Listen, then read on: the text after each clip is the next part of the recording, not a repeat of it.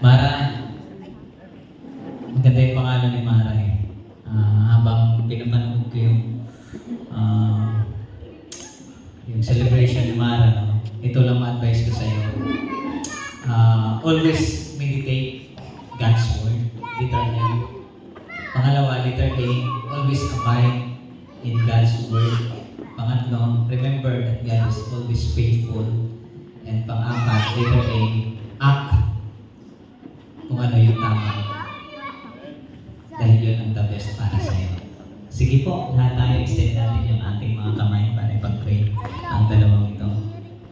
Dakilang Diyos sa mga pangyarihan sa lahat, salamat po ng maraming na sa oras na ito, nandito po kami nag-celebrate Panginoon sa kaarawan ng dalawang anak mo, Panginoon, si Mara at si Marky, O God.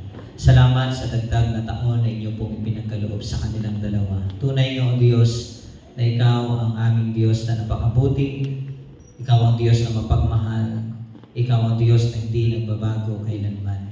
Salamat po, Panginoon, sa patuloy mong pangunguna at paggabay, Panginoon, na maging successful ang gawain ito, Panginoon, ang pag-celebrate sa kanilang birthday na binigyan niyo po ng magandang panahon. At ngayon, Panginoon, narito kami sama-samang at nakikiisa, Panginoon, sa kanilang kaarawan, O Diyos, na mapapurihan ka, mabigyan ka ng karangalan, Panginoong Diyos. Ang dalangin ko po kay Mara at saka kay Murphy, O God, na patuloy silang lumaki na may kaunawaan tungkol sa inyo.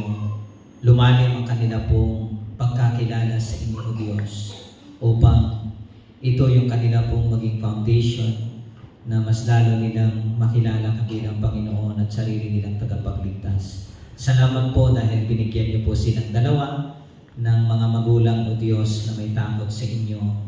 Magulang, O Diyos, na kung saan ginagamit mo sa paglilingkod.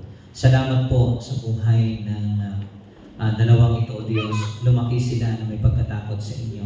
At anuman ang kanila pong kinakaharap o haharapin sa kanila pong ilalakaran sa mundo ito. Patuloy sila, O Diyos, mamuhay at sumunod, O Diyos, ayon sa iyong kalooban.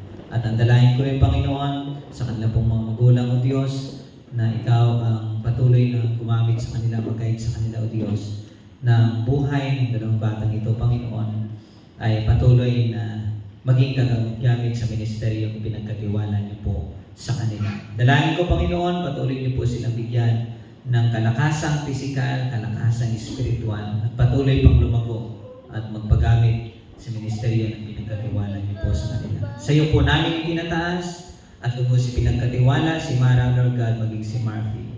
Sa pangalan ni Jesus. Amen. God bless. Maraming salamat, Pastor Vincent Fernandez.